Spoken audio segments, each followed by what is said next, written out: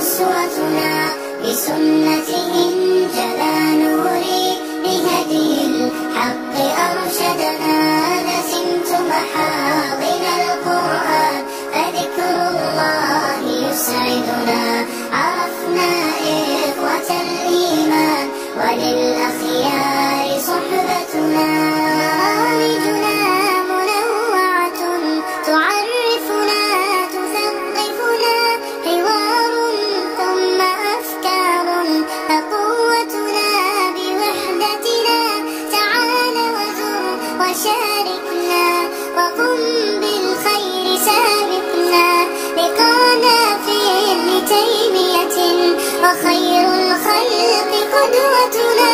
تعال وزر وشاركنا وقم بالخير سابقنا لقانا